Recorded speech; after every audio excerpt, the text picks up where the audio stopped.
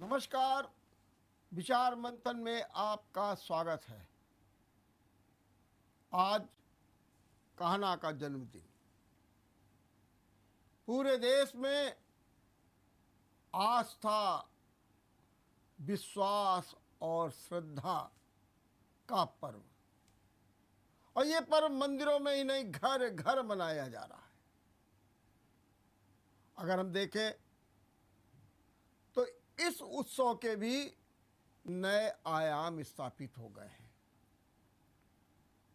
इसका भी बदलता स्वरूप है, क्योंकि भगवान कृष्ण ने जो संदेश दिए, जो समाज को दिशा दी, समाज को जो स्फूर्ति दी, उसने आज समाज को ऐसे अवसर पर, ऐसे पुण्य अवसर पर एक नई दिशा देने का काम किया है। आज हम ये जानना चाहेंगे कि वर्तमान संदर्भों में भगवान कृष्ण का वो कौन सा संदेश है जो हमें तमाम बाधाओं से दूर करता है। हालांकि जब हम बाधा की बात करते हैं तो हम राधा की शरण में जाते हैं। मेरी बौ बाधा हरो, राधा नागर सोए, और जातन की छाई पर श्याम हरित दुति होए। लेकिन राधा से तो बाधा दूर होगी, लेकिन उसका आधार, उसका संबल भी कृष्ण ही है। आइए आज के इस पावन अवसर पर हम कृष्ण को भी याद करें, उनके जन्मोत्सव को भी याद करें और उनके संदेश को भी याद करें, ताकि हमारा जीवन और सुख, समृद्धि और शांति के साथ आगे बढ़े। आज इसी पर चर्चा करेंगे और इस चर्चा में भाग लेने के लिए हमारे साथ हैं जाने माने कथावाचक पंडित दीप कृष्ण महाराज। दीप कृष्ण जी महाराज, मैं आपका बहुत बहुत स्वागत करता हूं, अभिनंदन करता हूं। मैं चाहता हूं कि सबसे पहले आज जो कृष्ण का जन्मोत्सव हो रहा है, इस पर आप क्या कहना चाहेंगे अपने इन तमाम दर्शकों से जो हमें और आपके सामने हैं, और चाहते हैं कि कुछ ऐसी पावनता मिले, कुछ ऐसे विचार मिले, कुछ ऐसा मंत्र मिले जो हमारी मनोकामनाओं को भी पूरा करे। सच्चिदानंद रूपाय विश्वोत्पत्त्यादि हेतवे तापत्रय विनाशाय श्री कृष्णाय वयं नुमः। सर्वप्रथम आप सभी दर्शकों को भगवान कृष्ण के परम पवित्र पावन जन्मोत्सव की अनंत कोटि मंगल कामनाएं। भगवान आपके जीवन में नव स्फूर्ति, नव उत्साह, आनंद, उमंग लेकर के आए। इन्हीं मंगल कामनाओं के साथ आइए इस चर्चा को प्रारंभ करें। आज हम लोग भगवान कृष्ण की जन्माष्टमी मनाने जा रहे हैं। जन्माष्टमी का पर्व आपने अनेक बार मनाया होगा। प्रतिवर्ष जन्माष्टमी 2 दिन मनाई जाती है, लेकिन इस वर्ष ऐसा दिव्य संयोग हमें आपको प्राप्त हो रहा है कि एक ही दिन में घर में भी जन्माष्टमी मनाई जाएगी और उसी दिन मंदिरों में भी जन्माष्टमी मनाई जाएगी। आज पूर्ण वही संयोग प्राप्त हो रहे हैं जो भगवान के जन्म के समय थे। भादव का महीना, कृष्ण पक्ष, अष्टमी तिथि, जिस समय रात्रि का 12 बजेगा उस समय अष्टमी तिथि ही लगी होगी और उस समय रोहिणी नक्षत्र लगा होगा। और विशेष बात, जब भगवान कृष्ण का जन्म हुआ था तब भी चंद्रमा अपनी पूर्ण वृष राशि पर स्थित था और आज भी चंद्रमा रात्रि में वृष राशि पर ही रहेगा। यह दिव्य संयोग ऐसे समय में जब आप जन्माष्टमी का उत्सव मनाएंगे, अपने घर में अपने छोटे से नंद लाला का जन्मोत्सव मनाएंगे, तो आपको वही पुण्य प्राप्त होगा जो पुण्य मैया देवकी और वसुदेव को प्राप्त हुआ था। चलिए, आपने बहुत अच्छे ढंग से बताया, लेकिन हम उसे प्राप्त करें, उस दिव्य स्वरूप को प्राप्त करें, उस दिव्य पुण्य को प्राप्त करें, उसकी दिव्य पूर्णता को प्राप्त करें, उसके लिए हम करें क्या? पहले आप हमको जरा ये समझा दीजिए, क्योंकि हम लोग तैयारियां कर रहे हैं भगवान के जन्मोत्सव की। कैसे क्या करें, कैसे पूजन करें, क्या करें जिससे कि हमको वो चीज़ प्राप्त हो जाए? बिल्कुल आपने सही पूछा, हमें करना क्या है। हाँ, सर्वप्रथम जन्माष्टमी को व्रत रखें। बहुत छोटा सा शब्द है व्रत, लेकिन व्रत का पूर्ण भाव होता है कि उस दिन जिस देवता के निमित्त व्रत रखा जाए, पूरे दिन हमारे मन में उसी देवता के प्रति चिंतन चलता रहे, हमारे ध्यान में वही देवता बसा रहे, और कर्मों के द्वारा उसी देवता की प्रसन्नता के लिए कर्म करें। जैसे आज जन्माष्टमी है, तो प्रातःकाल से हम लोग व्रत रखते हुए भगवान के नाम का जप करें, भगवान के पूजन की वो सामग्रियां एकत्रित करें जो भगवान को विशेष प्रिय है। जैसे कि हमारे यहाँ शास्त्रों में बताया गया, नमस्कार प्रियो भानु, जलधारा प्रियो शिवा, अलंकार प्रियो कृष्णा। ये जो भगवान कृष्ण हैं, इनको अलंकार प्रिय हैं, आभूषण प्रिय हैं, नित्य नवीन भोगों का भोग करने वाले। इनके लिए सर्वप्रथम सुंदर से हिंडोले का एक पालने का निर्माण करें, भगवान के लिए नवीन वस्त्र लाएं, भगवान के लिए मुकुट लाएं, और विशेष रूप से याद रखें, मुकुट में मोर पंख जरूर लगा होना चाहिए। भगवान के लिए भोग की व्यवस्था करें। भोग में अनेक प्रकार के मेवा, मिष्ठान, नैवेद्य हो, लेकिन ये तब तक पूरे नहीं होते जब तक माखन और मिश्री साथ में ना हो। भगवान की पूजा करें तो उस समय एक गाय जरूर भगवान के पास में रखें। भगवान गौ प्रिय हैं, भगवान का नाम है गोविंद। गाय के साथ में भगवान का पूजन करें, ये आपको विशेष फल प्रदान करने वाला है। कुछ भी भोग लगाएं, तुलसी पत्र डाल करके ही लगाएं। क्या ना करें, आज के दिन में किसी भी प्रकार का व्यर्थ चिंतन ना करें। अगर व्रत रहें तो बहुत उत्तम, अगर ना भी रह पाएं तो जो हमारे यहाँ भोजन की मर्यादा बताई गई उस भोजन को करें। जो भोजन हमारे यहाँ निषेध किया गया उस भोजन का त्याग कर दें। इस प्रकार करते हुए आप पूजन करें, और पूजन में मंत्र का विशेष महत्व होता है। आप अगर संभव हो सके तो पुरुष सूक्त के 16 मंत्रों के द्वारा भगवान का पूजन करें। ना संभव हो पाए, ओम नमो भगवते वासुदेवाय, इस मंत्र के द्वारा पूजन करें। और एक मंत्र है भगवान कृष्ण का, ओम क्लीम कृष्णाय नमः।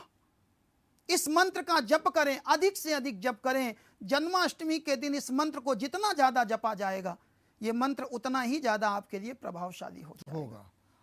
थोड़ा सा पूजन का एक संक्षेप में क्रम बता दीजिए। जैसे कहते हैं कि पहले अभिषेक कराइए, फिर पंचायत कराइए, थोड़ा सा एक क्रम बता दें। सर्वप्रथम भगवान का ध्यान करें जी। ध्यान के उपरांत भगवान को विराजमान करें किसी पात्र में, और उसके बाद जल से 4 बार भगवान को स्नान कराएं। थोड़ा थोड़ा जल डाल करके स्नान कराएं।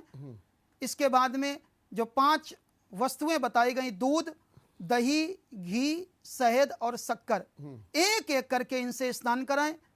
उसके उपरांत इन 5 को मिला करके पंचामृत से भगवान को स्नान कराएं। स्नान कराने के बाद भगवान को निकाल करके दिव्य नए वस्त्र पहना करके, आभूषण श्रृंगार करके भगवान को पालने पर विराजमान करें।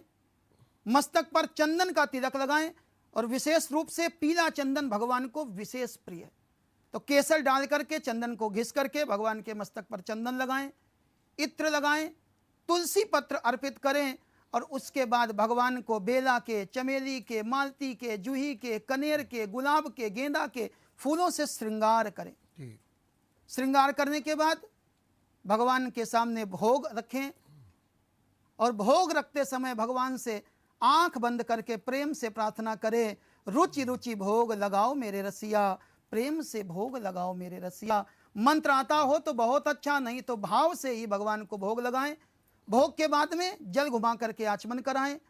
भगवान को तांबूल, पुंगी फल आदि अर्पित करें, दक्षिणा अर्पित करें, आरती करें, और अंत में हाथ में पुष्प लेकर के, तुलसी पत्र लेकर के, संभव हो तो कमल का पुष्प लेकर के हाथ जोड़ करके प्रार्थना करें कि हे प्रभु, जैसी भक्ति थी, जैसी मेरी व्यवस्था थी, जैसी गतिमति थी, मैंने आपका पूजन किया, आप इस छोटे से पूजन को ही पूर्ण मान करके अपनी कृपा हमारे ऊपर बरसाएं। महाराज जी कहते हैं कि आज के दिन तुलसी नहीं तोड़ना चाहिए, और आपने 2 बार ये बताया कि तुलसी भी अर्पित करें। जी, ऐसी स्थिति में क्या करना चाहिए? नहीं, तुलसी पत्र जो होता है वो तो कभी बासी नहीं होता है। अच्छा अच्छा अच्छा, तुलसी पत्र पूर्व में जो रखा हुआ है उसको उसी- भगवान को निवेदित करें। निवेदित कर दें, जी। वो ज़्यादा अच्छा जी। होगा। और महाराज जी जैसे कि आपने जो मंत्र बताए हैं, एक है करार विंदे नपदार विंदे मुखार विंदे विनिवेश यत्नम जगत बटे तम प्रतिकम सयानम बालम मुकुंदम मनसा स्मरण, क्या इसका भी जब कर सकते हैं। कर सकते हैं? ये मंत्र जी, उस समय का है जिस समय भगवान ने मार्कंडेय जी को दर्शन दिया। दर्शन दिए। जी, मार्कंडेय जी ने जब भगवान की माया का दर्शन किया तो माया में जब चारों ओर जल ही जल था, उस समय मार्कंडेय जी को भगवान के इस रूप का दर्शन हुआ। बाल मुकुंद भगवान छोटे से भगवान हैं, वट के पत्र पर लेटे हुए हैं और अपने पैर का अंगूठा चूस रहे हैं। यहाँ पर भगवान के उस स्वरूप का वर्णन किया गया है। ये भगवान का ध्यान है। जो मंत्र होता है वो मंत्र वो होता है जिसको सिद्ध किया जाए। ये भगवान के ध्यान में आप इससे ध्यान कर सकते हैं। अच्छा, ओम कृष्णो नमस्तभ्याम नमो नमः, इसके बारे में क्या कहेंगे आप? ये भी मंत्र है। ये भी मंत्र है। जी, इसको भी इसका जप कर सकते हैं। इसको भी जप कर सकते जी। हैं। महाराज जी एक थोड़ा सा ये आपसे जानना चाहेंगे कि पहले हम लोग घरों में बड़े आस्था विश्वास के साथ हरियाली फूल जैसा आप कह रहे हैं हम सजाते थे भगवान कृष्ण का पूजा, लेकिन इधर देख रहे हैं कि निरंतर उसमें विस्तार हो रहा है, उसके आयाम बदल रहे हैं, स्वरूप बदल रहे हैं। इसका क्या कारण आप मानते हैं? देखिए, हमारे यहाँ जो भगवान कृष्ण हैं, जी भगवान कृष्ण को जगत गुरु कहा गया। जी। जगत गुरु भगवान सारे संसार को शिक्षा दे रहे हैं और आज हमारी युवा पीढ़ी भगवान कृष्ण के प्रति बहुत आकर्षित हो रही है। क्योंकि भगवान कृष्ण का जो जीवन चरित्र है, आप जब उसको उठा करके देखेंगे तो बिल्कुल हमसे आपसे मेल खाता हुआ है। भगवान कृष्ण के विषय में आप देखिए, भगवान का जन्म कहाँ हो रहा है? भगवान का जन्म हो रहा है कारागार में। अंधेरी रात्रि में आकाश में बादल मंडरा रहे हैं और भगवान प्रकट हो गए।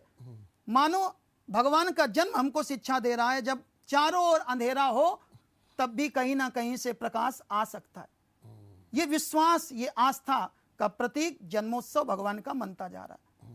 आप और विचार करिए, भगवान ने अपने जीवन में अनेक परिस्थितियों का सामना किया लेकिन कभी शिकायत नहीं करी। आज युवा पीढ़ी भगवान कृष्ण के प्रति आकर्षित हो रही है, लेकिन थोड़ा विचार भी करने की आवश्यकता है। भगवान कृष्ण को केवल सजा देना, झूले पर पधरा देना, माखन मिश्री भोग लगा देना, इससे जन्माष्टमी पूरी नहीं होगी। जन्माष्टमी के नए आयाम तब सफल होंगे जब भगवान की शिक्षाओं को हम अपने जीवन में उतारें। आप विचार करिएगा, भगवान का जो भोग है, भगवान माखन मिश्री खाते हैं, भगवान दूध दही खाते हैं, और आज वर्तमान पीढ़ी क्या खा रही है? इस पर भी विचार करना होगा कि हमारा भोजन जब शुद्ध होगा, जब हमारा तन शुद्ध होगा, तभी हमारा मन शुद्ध होगा। तो ये युवा, जैसे आपने कहा, बहुत अच्छी बात है, युवाओं का ये आकर्षण क्यों बढ़ रहा है? इसका कारण क्या मानते हैं आप? इसका कारण अगर आप विचार करें तो मूल रूप से संवाद की कमी। अच्छा, जो संवाद है आज वो नहीं हो पा रहा है। नहीं, उसका आकर्षण क्यों बढ़ रहा है भगवान कृष्ण के प्रति, ये मैं ये आपसे जानना चाहता नहीं, भगवान कृष्ण के प्रति आकर्षण का कारण जो है, हाँ। वो यही है कि भगवान का जो जीवन चरित्र है, हूं। हाँ, वो सबको अपनी ओर खींचता है। खींचता है। और भगवान कृष्ण का जो नाम ही है ना, हाँ, भगवान कृष्ण के विषय में लिखा गया, ब्रजे बसंतम नवनीत चौरम गोपांगनानाम चतुकूल चौरम अनेक जन्मार्जित पाप चौरम चौराग्रगण्यम पुरुषम नमामि। भगवान का चरित्र ही, भगवान का चित्र ही अपनी ओर खींचने वाला है। युवा पीढ़ी आकर्षित हो रही है। इसी कारण आज समाज में जो आप कह रहे हैं जन्माष्टमी के अवसर पर झांकी सजने लगी, उस पर विस्तार हो रहा है और होना भी चाहिए। लेकिन वही दूसरी ओर हम ये भी देखते हैं कि कहीं ना कहीं, जैसे अभी आपने कहा कि भगवान कृष्ण सबके हैं, सुदामा उनके ऐसे मित्र थे, ग्वाल वालों के साथ खेलते हैं, गलियों में कुंजों में खेलते हैं। आज उन्हीं भगवान को हम एक तरीके से ग्लैमर के रूप में ला रहे हैं। अगर यूँ देखें तो हमारे यहाँ इस्कॉन मंदिर हैं जहाँ पर भव्यता हो रही है, दिव्यता हो रही है, और कहा जाता है 101 चांदी के कलश, 501 चांदी कलश से अभिषेक होगा। तो भगवान के यहाँ जो भक्त जा रहे हैं, तो वो भक्त आम न हो करके अब उस समाज के हैं जो इतनी दिव्यता के साथ जो है भगवान का स्मरण करते हैं और उनका अभिषेक करते हैं। इसके बारे में आप क्या कहेंगे? क्या वास्तव में भगवान को अब ग्लैमराइज के रूप में प्रस्तुत किया जा रहा? नहीं नहीं, ये तरीका तो अगर आप देखें तो दोनों रूपों में देखा जाए, क्योंकि कोई भी घटना दो रूपों में होती है जी। अगर आपके पास स्थिति है, आपके पास व्यवस्था है, तो आप अवश्य भगवान को सोने चांदी के कलशों से स्नान कराइए। लेकिन अगर नहीं है तो आप मिट्टी के पात्र से भी अगर भगवान को स्नान कराएंगे तो भगवान प्रसन्न होंगे। क्योंकि भगवान के जीवन को अगर आप देखें तो भगवान ने दुर्योधन के 56 भोग नहीं खाए और जाकर के विदुरानी के छिलकों का भोग लगाया। भगवान को ग्लैमर नहीं चाहिए, भगवान को शुद्ध भाव चाहिए। शुद्ध भाव से अगर आप चांदी के कलश से अभिषेक करें तो भी भगवान प्रसन्न होंगे, और अगर आपका भाव शुद्ध नहीं है तो भगवान आपसे प्रसन्न होने वाले नहीं है। महाराज जी, आपने बड़ा अच्छा कहा कि दुर्योधन की जो 56 भोग उसको त्याग करके और बिजनौर में जो विदुर कुटी है वहाँ जाकर के बथुआ खाते, साग खाते हैं, जहाँ पर यह भी माना जाता है कि अभी भी वहाँ पर बथुआ की अच्छी खेती होती है। वहाँ पर गंगा एक बार स्पर्श भी करती है। इसके बारे में क्या संदेश है समाज को? विदुर जी का जो जीवन चरित्र है जी, कहते हैं विदुर जी कौरवों के साथ थे, लेकिन जब विदुर जी ने कौरवों को छोड़ा तो लोगों ने कहा अब ये पांडवों के पक्ष में जाएंगे। लेकिन विदुर जी जब निकले हैं तो विदुर जी ने अपना धनुष और बाण कौरवों की राजसभा के द्वार पर रख दिया था, और मानो विदुर जी ने यह संदेश दिया था अब पक्ष को छोड़कर मैं विपक्ष में नहीं जाऊंगा, मैं निष्पक्ष हो जाऊंगा।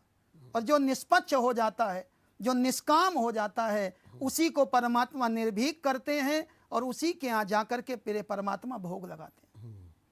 विदुर का जीवन चरित्र हमें केवल त्याग की प्रेरणा देता है। कुछ ना होते हुए जो है वही परमात्मा को अर्पित करो।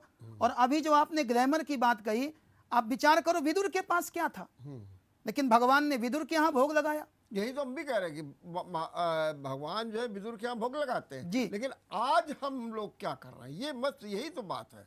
वो जो भगवान का स्वरूप है उसके हम प्रतिकूल आचरण नहीं कर रहे हैं, ये मेरा कहने का मतलब है।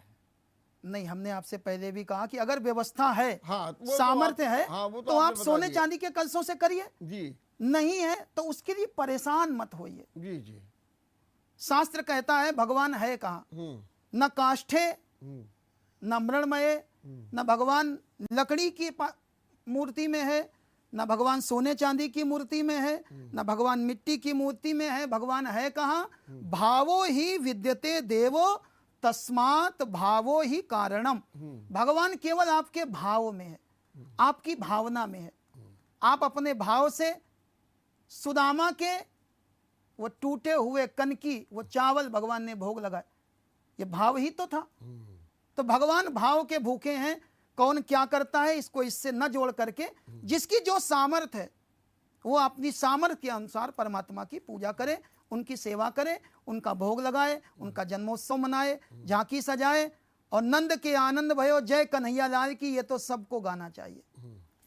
महाराज जी, थोड़ा सा आप ही जरा इसका गायन कर दें तो बड़ा अच्छा लगेगा। नंद के आनंद भयो जय कन्हैया लाल की, नंद के आनंद भयो जय कन्हैया लाल की। हाथी दीने घोड़ा दीने और दीन्ही पाल की, हाथी दीने घोड़ा दीने और दीन्ही पाल की। नंद के आनंद भयो जय कन्हैया लाल की, नंद के आनंद भयो जय कन्हैया लाल की। बोलिए नंद के लाला की जय, ब्रज के गोपाला की जय। भगवान का जन्मोत्सव जब भी मनाएं तो इस भजन को जरूर गाना चाहिए। बिल्कुल। महाराज जी, आप कथावाचक हैं, अच्छी कथाएं कर रहे हैं। अगर मैं आपसे एक सवाल पूछूं कि वर्तमान समय में, क्योंकि जब भी कोई प्रवचन होता है, कथा होती है, पूजा होती है, तो कहीं ना कहीं वर्तमान जो परिस्थितियां होती हैं उसमें प्रतिबिंबित होती हैं। तो मैं ये जानना चाहता हूँ कि आजकल आप कथा में समाज को क्या संदेश दे रहे हैं? नहीं, यहाँ पर जो प्रतिबंधित शब्द है इसको थोड़ा आप विस्तार से समझाएंगे तो सही रहेगा। नहीं, मेरा कहने के बाद जी, जो परिस्थितियां हैं, हाँ, कोरोना को देखते हुए, हाँ, जो कोरोना को देखते हुए है, या जो जिस तरीके के हाय तौबा मची है, कट्टरवाद, मतांतरण और जी, जी, जी। ये सब बातें हो रही हैं, ऐसे दौर में, ऐसे वर्तमान संदर्भों में मैं आपसे जानना चाहता हूं कि आप अपनी कथा में किस बात पर फोकस कर रहे हैं? देखिए, सबसे पहली बात, कट्टरता कहीं भी अच्छी नहीं होती है। जी। धर्म बहती हुई गंगा है जिसमें गोता लगाने का अधिकार सबको है। जहां तक बात आ रही है कट्टरता, धर्मनिरपेक्षता, भगवान की कथा, भगवान के भक्त अगर तुलसीदास जी हुए तो भगवान के भक्त रसखान भी हुए। भक्ति शरीर देख करके नहीं होती, और अच्छे और बुरे लोग सभी धर्मों में होते हैं।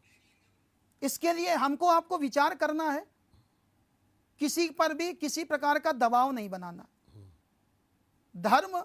धर्म में कभी विवाद होता नहीं है, और जहां विवाद होता है वहां धर्म नहीं होता। धर्म हमेशा शांति चाहता है।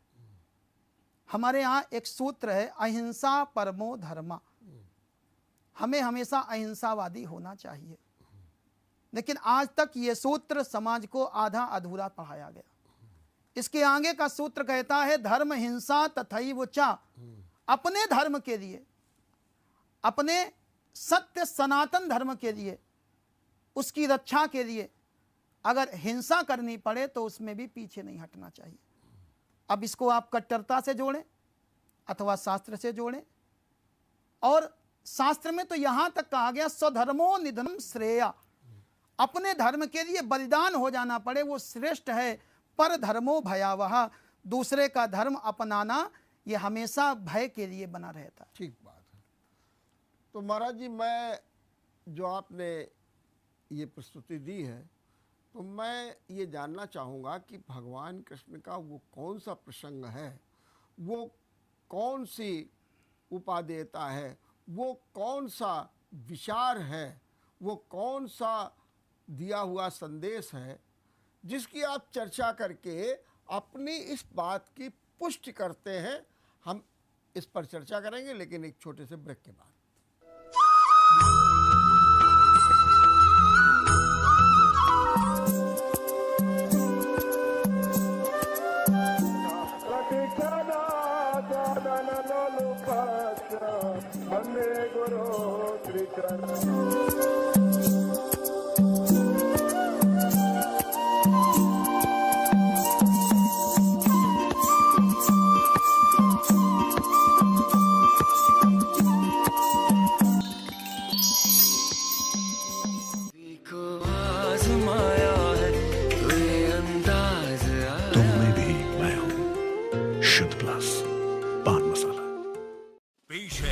सोरो डिशवॉश बार। इसका एक्स्ट्रा लेमन पावर जले हुए बर्तनों और जिद्दी चिकनाई को साफ करे मिनटों में। इसका जर्म्स क्लीनर फॉर्मूला बीमारी फैलाने वाले बैक्टीरिया साफ करे 99% तक। सोरो डिशवॉश बार, कम गले ज्यादा जले। तो आज ही लाएं सोरो डिशवॉश बार। बर्तन वही, चमक नई।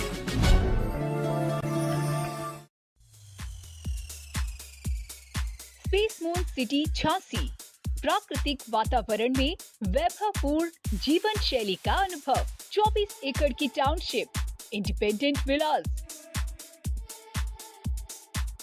2, 3 and 4 BHK flats, 100 possession,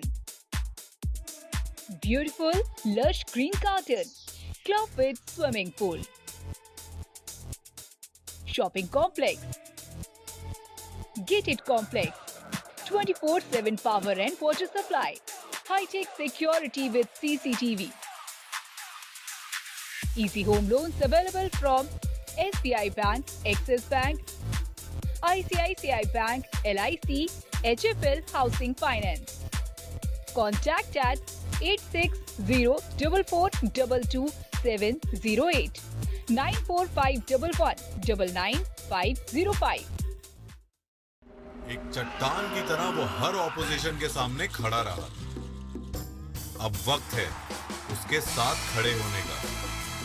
हमारे हीरोज भिड़ेंगे टीम इंग्लैंड से, दो अपनी टीम का साथ। देखिए LV insurance test series versus India बुधवार 4 अगस्त से मंगलवार 14 सितंबर तक लाइव।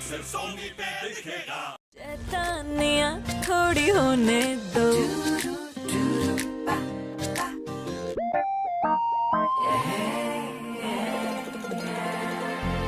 ये तो इनके रोज का काम है और मेरे इस मुश्किल काम को आसान बनाता है विदिशा डिटर्जेंट पाउडर। इसका मल्टी एंजाइम फॉर्मूला दाग धब्बे निकाले प्यार से और रखे कपड़ों का रंग और चमक बरकरार।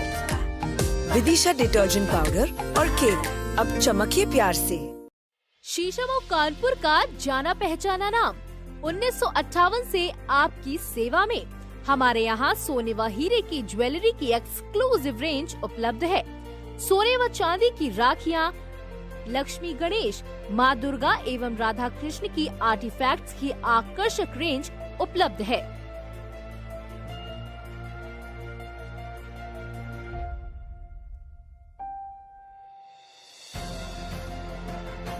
Awasthi and sons jewellers, shop number 14, Azad market, सीसम बाजार, Kanpur. Mobile number 8960600841। Dhanvantari super speciality hospital दक्षिण कानपुर का एकमात्र super speciality hospital CGHS, QCI और NABH द्वारा प्रमाणित। दक्षिण कानपुर में सभी तरह के विशेषज्ञों से सुसज्जित एकमात्र super speciality OPD, round the clock critical care expert द्वारा कवरेज एवं अत्याधुनिक मशीनों से लैस ICU। कानपुर के एकमात्र विश्व स्तरीय super speciality fully SS modular OT, सभी प्रकार के कैंसर का विश्व स्तरीय इलाज। इको प्लस का नया आविष्कार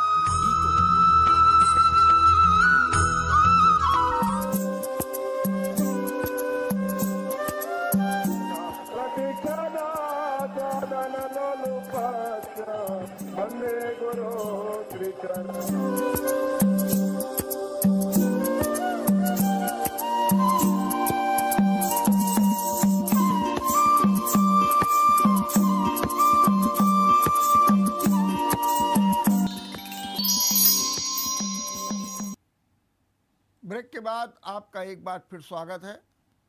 महाराज जी, अभी आप उल्लेख कर रहे थे कि कट्टरवाद नहीं ठीक है, लेकिन फिर आपने अहिंसा परमो धर्मा का भी संदेश दिया और ये भी कहा कि उसको पूर्ण नहीं सुनाया जाता है। आपने जो ये विचार व्यक्त किए हैं वो भगवान कृष्ण के किस प्रसंग से, किस संदेश से इसकी पुष्टि करते हैं? देखिए, भगवान कृष्ण ने अहिंसा परमो धर्मा को माना, इस कारण स्वयं शांति दूत बन करके शांति संदेश लेकर के दुर्योधन के पास गए। लेकिन जब शांति संदेश से काम नहीं चला, अहिंसा से काम नहीं चला, तो फिर स्वयं भगवान महाभारत के सूत्रधार बने। और उस समय सूत्रधार बने जब अर्जुन ने अपना गांडीव धनुष और बाण नीचे रख दिया। तब भगवान ने अर्जुन को गीता का ज्ञान दे करके इस बात की पुष्टि करी कि अहिंसा परमो धर्मा बहुत अच्छी बात है, लेकिन अगर अपने अधिकार के लिए, अपने धर्म के लिए इससे काम न चले तो फिर धर्म हिंसा तथैव च, इस पर भी जाना चाहिए।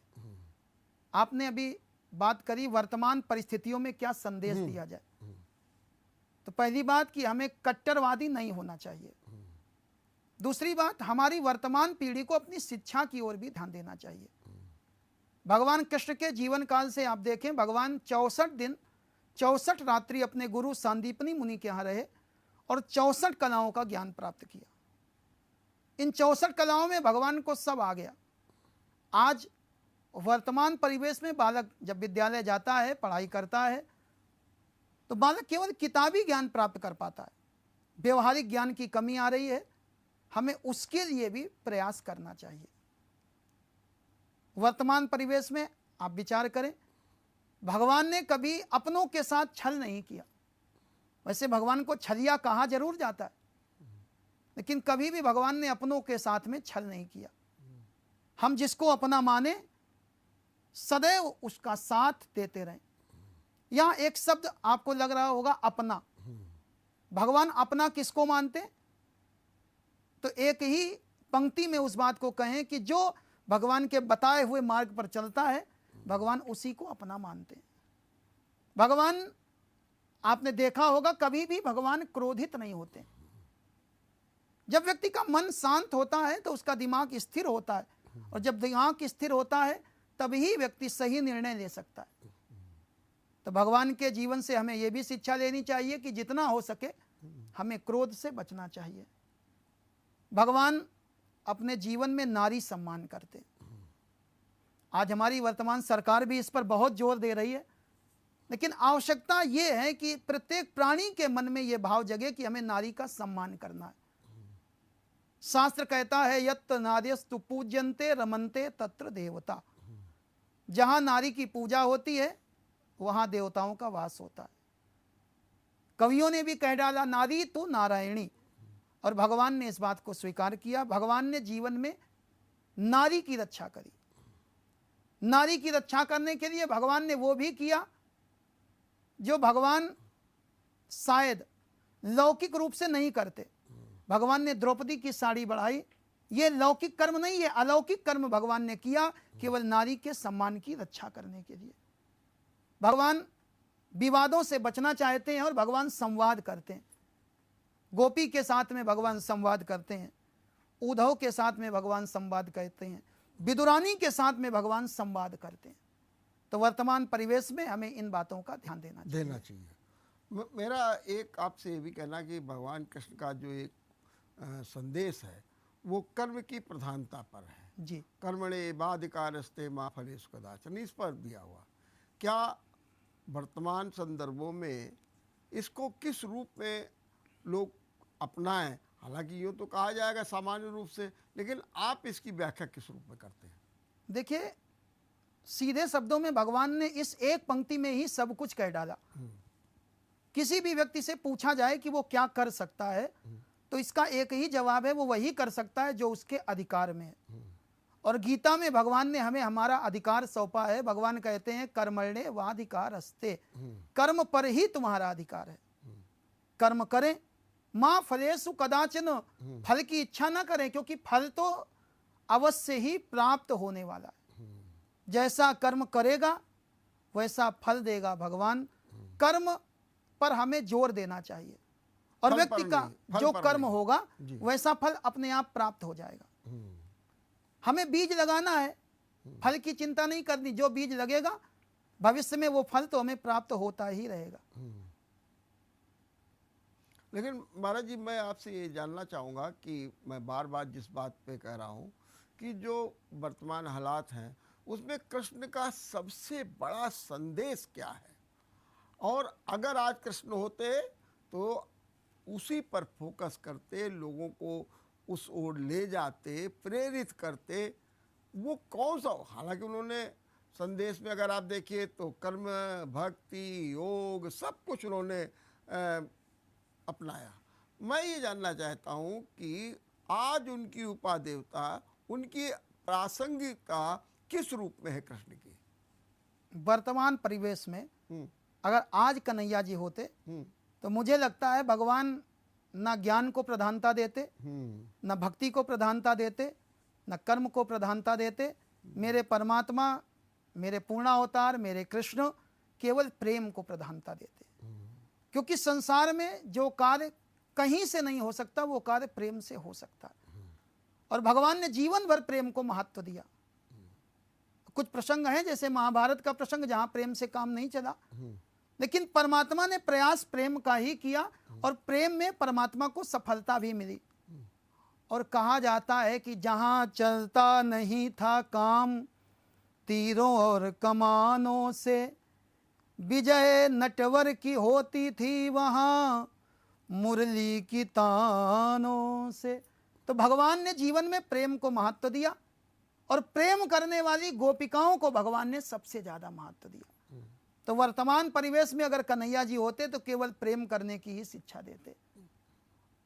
जो आज जिसका बहुत बड़ा अभाव है, जी। ये आप मानते हैं। दूसरा महाराज जी, इस समय देश सबसे ज़्यादा कोरोना से परेशान है, और बल्कि यूँ कहें तो नित्य कोई ना कोई बीमारी हमारे सामने आ रही है। आज ही है हमारे योगी आदित्यनाथ फिरोजाबाद पहुंच गए, जहां पर एक मिस्ट्री फीवर माने रहस्यमय बुखार से 68 लोगों की मौत हो चुकी है, जिसमें 40 तो बच्चे हैं। बल्कि ये कहा जाता है ये आंकड़ा कम है। आज मुख्यमंत्री योगी आदित्यनाथ वहाँ पहुँच गए, उन्होंने निर्देश दिए। तो एक और इस तरीके के नए नए वायरल नई समस्याएं पैदा हो रही हैं। कोरोना हमको खौफ किए हुए है और तीसरी लहर के लिए कहा जा रहा है। तो आज हम भगवान कृष्ण की जब शरण में होंगे तो क्या प्रार्थना करें, क्या करें और कैसे वो हमारा उद्धार करेंगे, जरा कुछ इसका भी मार्ग हमें बताइए।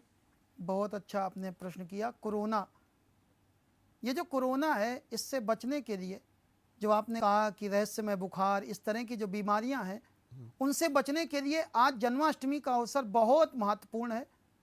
एक छोटा सा मंत्र है, कृष्णाय वासुदेवाय हरये परमात्मने प्रणत क्लेश नाशाय गोविंदाय नमो नमः।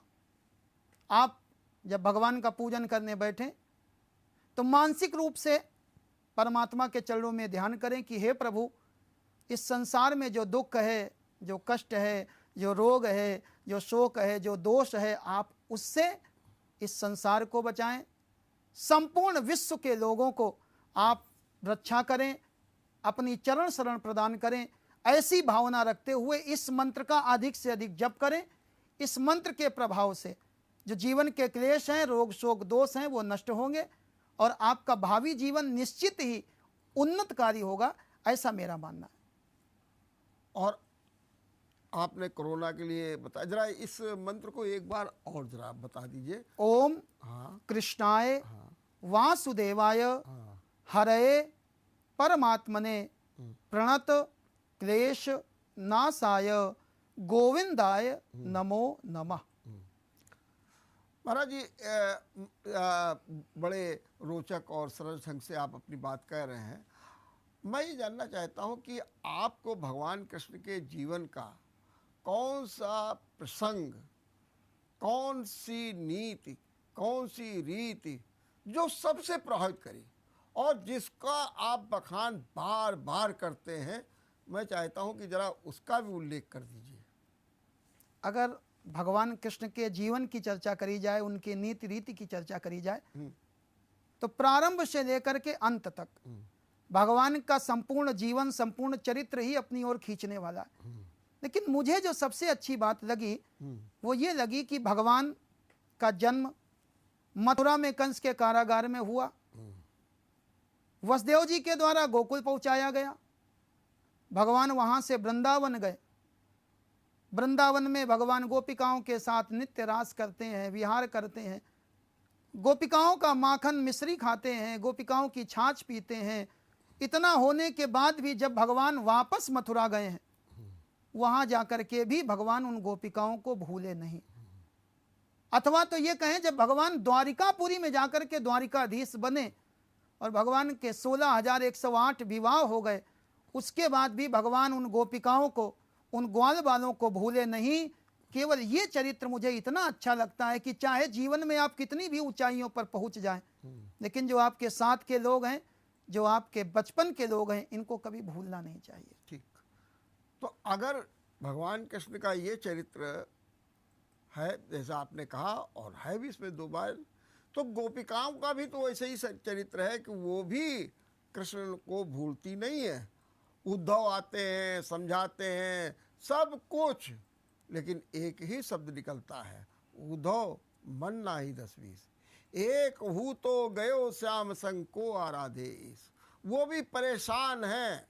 मथुरा और वृंदावन की दूरी जा सकती थी, लेकिन अपना स्वाभिमान, अपनी निष्ठा, अपना लगाव इतना प्रबल है कि नहीं जाएंगे और वृंदावन में ही रह करके भगवान कृष्ण का स्मरण करती रहेंगी। और इतना ही नहीं, इस चीज़ को भगवान कृष्ण भी कहते हैं, ऊधो मोई ब्रज बिसरत नाही, हंस सुता की सुंदर कगरी अरु कंजन की छाए। वो कहते हैं, इसके बारे में क्या कहेंगे आप? केवल प्रेम एक तरफ से मजबूत हो जाए। अगर गोपिकाओं का प्रेम मजबूत था तो भगवान के मन में प्रेम मजबूत बना, और भगवान के मन में प्रेम मजबूत था तो गोपिकाओं के मन में प्रेम मजबूत बना। आज समस्या ये है, हम सामने वाले से तो चाहते हैं कि गोपी की तरह प्रेम करे, लेकिन हम कृष्ण नहीं बन पाते। हम स्वयं में सुधार करें, सामने का सुधार अपने आप होगा, ऐसा मेरा विश्वास है। ठीक बात। मैं चाहता हूँ महाराज जी कि अब अंत में आप एक भगवान के प्रति समर्पित भजन, कीर्तन, मंत्र, श्लोक जो भी हो आप प्रस्तुत करें, ताकि जो है जनमानस को एक नया संदेश मिले। आज जन्माष्टमी के अवसर पर यह विशेष कार्यक्रम आयोजित किया गया जी। तो अंत में हम लोग जन्माष्टमी का, भगवान का एक छोटा सा जन्म का भजन है, हाँ आइए मिल करके उसी को गाते हुए इस कार्यक्रम को विश्राम देंगे। जी। लाला जन्म सुनी आई, यशोदा मैया दे दो बधाई। लाला जन्म सुनी आई, यशोदा मैया दे दो बधाई। दे दो बधाई मैया, दे दो बधाई, दे दो बधाई मैया, दे दो बधाई। लाला भये सुनी आई, यशोदा मैया दे दो बधाई। लहंगा भी लूंगी मैया, चुनरी भी लूंगी, लहंगा भी लूंगी मैया, चुनरी भी लूंगी। साड़ी की दे दो बनवाई, यशोदा मैया दे दो बधाई। लाला भये घर आई, यशोदा मैया दे दो बधाई। दे दो बधाई मैया, दे दो बधाई, दे दो बधाई मैया, दे दो बधाई। लाला भये घर आई, यशोदा मैया दे दो बधाई। लाला भये घर आई, यशोदा मैया दे दो बधाई। बोलिए नंद के लाला की जय हो। बहुत बहुत धन्यवाद, बहुत बहुत धन्यवाद महाराज जी। आपने बहुत अच्छे ढंग से कृष्ण के प्रकाशोत्सव पर अपने विचार भी रखे, नया संदेश भी दिया और भक्तों में एक नई ऊर्जा का संचार भी किया। देखते रहिए विचार मंथन। नमस्कार।